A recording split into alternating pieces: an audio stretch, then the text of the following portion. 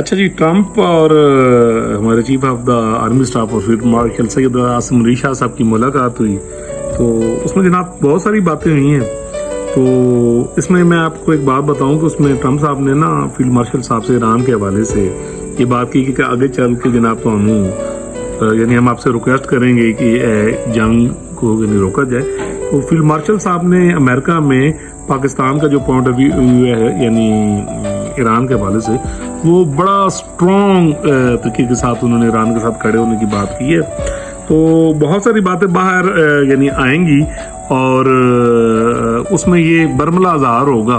कि ट्रंप साहब ने अगर कोई वहाँ ख्वाहिशात हो जो ये लौंडे लपाड़े जो